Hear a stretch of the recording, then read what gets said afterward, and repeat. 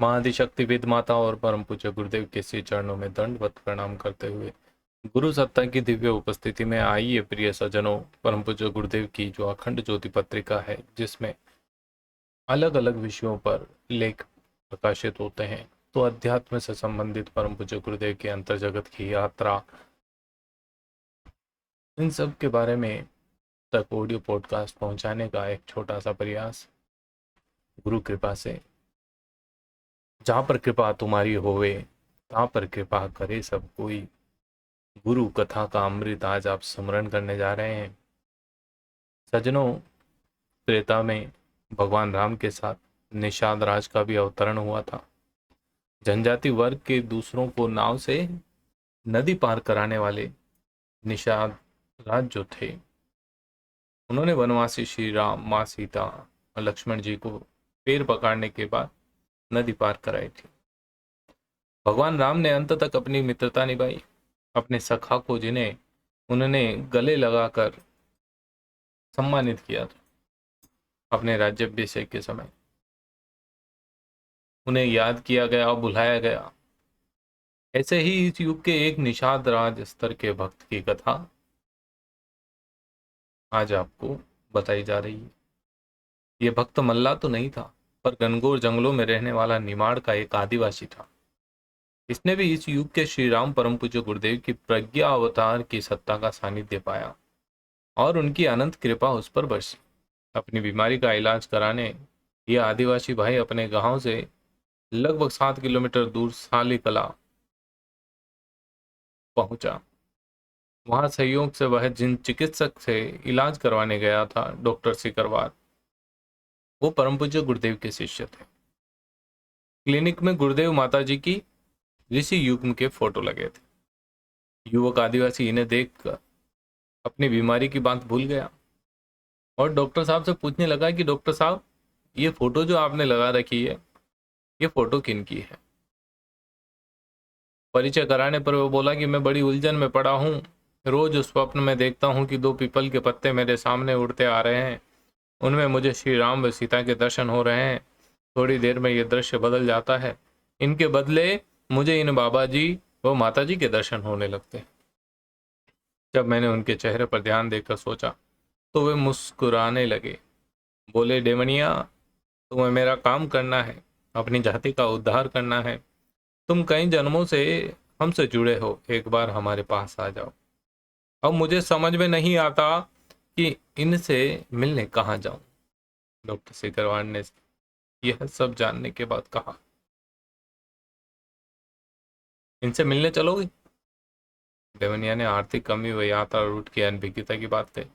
तो डॉक्टर सिकरवार ने कहा कि यात्रा खर्च मैं करूंगा। पहले तुम ठीक हो जाओ। दवा दी गई। यात्रा कर दोनों गुरुधाम पहुंचे। कुछ देर प्रतीक्षा के बाद गुरुदेव का ऊपर से बुलावा आ गया। ऐसा लगा कि वे पहले से ही प्रतीक्षा कर रहे। गुरुदेव ने डेमनिया को छाती से लगाकर कहा कि तुम मेरे निषाद राज हो। रामावतार के समय की मित्रता अब भी निभाओगे ना? डेमनिया की आंखों से अश्रुधार बहने लगी। गला रुंध गया। कहने लगा कि आज मेरा जीवन धन्य हो गया। मेरा तन मन सब आपके चरणों में अर्पित है। आप जो कहेंगे वही करूंगा। यह वर्ष था 1979 का। उसी साल शक्तिपीठों के निर्माण की घोषणा हुई थी। पूज्यवर का मन था कि आदिवासी क्षेत्र में एक पीठ बननी चाहिए। वे डेमनिया भाई से बोले, तुम अपने यहाँ भी एक शक्तिपीठ बनाओ। हमारा तुम्हारे घर आने का मन है। जब पीठ बन जाएगी तब हम प्राण प्रतिष्ठा समारोह में आएंगे। तुम्हारी पीठ से आदिवासी क्षेत्र के उद्धार की कई योजनाएं चलाने का मन है। डेमनिया असमंजस में पड़ गया कि यह सब कैसे संभव होगा। जो अपने परिवार के रहने के लिए मकान भी नहीं बना पाया हो, वह भला शक्तिपीठ कैसे बना पाएगा? वो भी इतना भव्य निर्माण कैसे संभव? उसके असमंजस को भगवान ने ताड़ लिया। भक्त को आश्वस्त करते हुए वे बोले कि तुम मात्र शुरुआत कर देना, शेष काम पूरा हो जाएगा। तुम चिंता लेश मात्र भी मत करना। प्रभु के आश्वासन को सुनकर डेमनिया ने वही संकल्प लिया कि मैं अपनी 5 एकड़ भूमि इस कार्य के लिए दूंगा। निर्माण हेतु स्वनिर्मित ईंटें दूंगा। संकल्प फलित हुआ। सुदामा निषाद राज का संस्करण दोहराया गया। डेमनिया के छोटे से त्याग ने एक शक्तिपीठ का निर्माण कर दिया।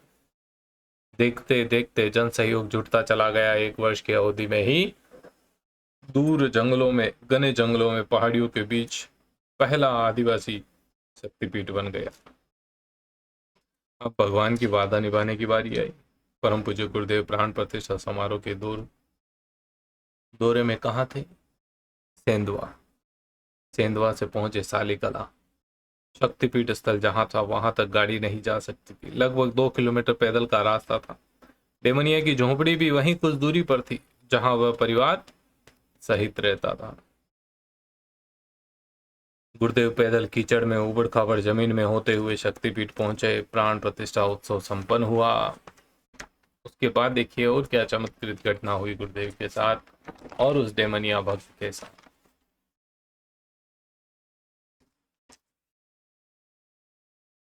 पूरे निमाड़ के जो परिजन वहां शक्तिपीठ में पहुंचे थे वो सभी तृप्त हो गए। गुरुदेव के भोजन की व्यवस्था परिजनों ने अलग अलग से एक सेठ जी के यहाँ राजमार्ग पर एक पक्के मकान में रखी थी। किंतु भक्त वत्सल गुरुवर तेज कदम बढ़ाते हुए डेमनिया की झोंपड़ी पर पहुंच गए।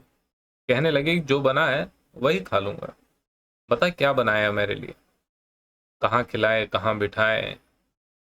डेमनिया असमंजस में इधर उधर भागने लगा, देखने लगा। इतने में डेमनिया की पत्नी ज्वार की मोटी रोटी, मूंग की दाल व दही एल्यूमिनियम की थाली में परोस कर लाई।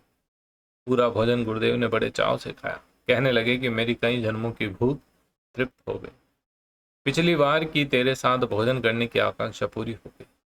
साथ में उनने 2-3 कोर डेमनिया को भी खिलाए। ये दृश्य देख उपस्थित समुदाय धन्य हो गए। सुना भर है कि सबरी के बेर भगवान श्री राम ने खाए। सुना है सुदामा के चावल, विदुर के केले छिलके भगवान श्री कृष्ण ने खाए।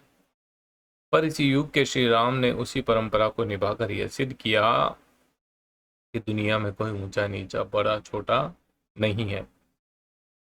भगवान तो भाव के भूखे हैं, उन्हें तो बस वही चाहिए। भोजन कर सभी को आशीर्वाद दे गुरुदेव आगे बढ़ गए। भविष्य की ओर संकेत कर गए कि आगे चलकर इस केंद्र का और भी विस्तार होगा।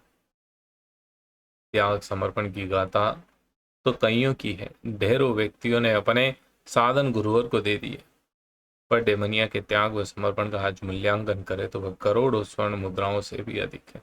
उस छोटे से शक्तिपीठ से कार्य कर डेमनिया ने सैकड़ों आदिवासी बंधुओं के जीवन को बदल दिया। शराब, भांग, गांजा, तंबाकू, बीड़ी, जो व्यसन वो लोग किया करते थे, उन व्यसन को छोड़ने का अभियान चलाया। पढ़ा लिखा न होने पर भी वह उन्हीं की भाषा में प्रवचन भी करता है, जो सभी के गले उतरते चले जाते हैं। वह यज्ञ कर्म कांड भी संपन्न करा लेता है। उसकी पत्नी, बच्चे, भाई, बहुएं शांति कुंज के 1 माह के युग शिल्पी सत्रों में भाग ले चुके। पूरा परिवार मिशन के प्रचार प्रसार में जुड़ा हुआ है। डेमनिया अपने जाति बंधुओं के अंदर गुरुदेव की बताए मार्ग के अनुसार मांसाहार छुड़ाने के लिए ऐसे तर्क देता है कि लोग उसकी बात सुनकर मांस खाना भी छोड़ देते हैं। वह कहता है कि मनुष्य योनि में आने से पहले हम 84 लाख योनियों में भटकते हैं। हम जिस मुर्गे या बकरी को मार कर खा रहे हो सकता है उस योनि में हमारा कोई पूर्वज हो। क्या हम अपने पूर्वजों को मारकर खा सकते हैं? ये प्रश्न वह सभी से पूछता है, फिर खुद ही जवाब देता है नहीं खा सकते है ना। ऐसे मार्मिक तर्क को सुनकर निमाड़ के आदिवासी क्षेत्र के बहुत से व्यक्तियों ने मांसाहार छोड़ दिया। यही नहीं, डेमनिया भाई ने बलि प्रथा बंद करा दी, शराब का ठेका बंद करा दिया। अब गांव में आसपास कहीं भी देशी शराब देखने को नहीं मिलती। हाँ, गैर आदिवासी लोग जो है प्रगतिशीलों से उसकी झड़प होती रहती थी, जो विदेशी शराब के नाम पर वहां नशे का व्यापार फैलाना चाहते थे, पर अभी भी उसके क्षेत्र में उन्हें सफलता नहीं मिली। डेमनिया गांव का सरपंच भी रहा। मिशन से जुड़ने के बाद उसकी प्रतिष्ठा भी बढ़ी। साथ ही ईशालु भी। एक बार किसी कार्यक्रम को संपन्न कराने वह सपरिवार गांव से बाहर गए तो किसी ने घर में आग लगा दी। कपास की फसल जो घर में रखी थी उसे काफी नुकसान पहुंचा, हजारों का नुकसान हुआ। पर डेमनिया पर विधे की तरह इसका कोई प्रभाव नहीं पड़ा। उसने कहा जो भी था गायत्री माता व यज्ञ पिता का था, उन्हीं का दिया था, उन्होंने ले लिया, उन्हीं के पास चला गया। हाँ, लेकिन जिसने ये ऐसा काम किया है वो परमात्मा का दंड का भागी तो बना ही है। बेमनिया व्यवहारिक अध्यात्मवाद से परिपूर्ण व्यक्तित्व का नाम है।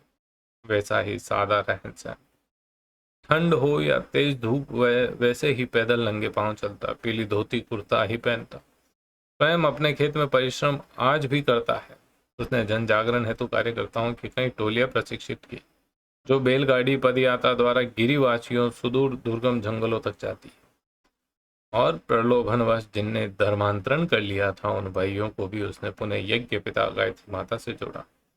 प्रत्येक ऋषि पंचमी पर सामूहिक यज्ञोपवीत परिवर्तन का आयोजन वह करता है, जिसमें ढेरों आदिवासी भाई बहन एकत्र होते हैं। जिस गांव में चोरी करके घर चलाने वाले लोग रहते थे, उन्हें भी पट्टा दिलाकर खेती कराने, उसके स्वावलंबी बनाने में देवनिया का बहुत बड़ा योगदान रहा। ऐसा क्यों हुआ? क्योंकि परम पूज्य गुरुदेव का उसके सर पर हाथ था, माता गायत्री का आशीर्वाद उसे प्राप्त था। कहते हैं कि गुरु ने अगर सर पे हाथ रख दिया तो आपका जीवन तर गया, फिर आपको कोई रोकने वाला नहीं होता है। यही तो गुरु कृपा है। गुरु कृपा बरस गई, देवनिया की जिंदगी बदल गई। देवनिया जो कहाँ एक आम आदमी था और एक बड़ा व्यक्तित्व बनकर उभरा, केवल गुरुदेव के आशीर्वाद से। गुरुर ब्रह्मा गुरुर विष्णु गुरुर्देवो महेश्वरा, गुरुर साक्षात परब्रह्म तस्मै श्री गुरुवे नमः। साथियों, प्रसंग कैसा लगा? अपनी भाव संवेदनाएं नीचे कमेंट बॉक्स में प्रस्तुत करें और गुरुदेव का स्मरण करते हुए जय श्री राम अवश्य लिखें।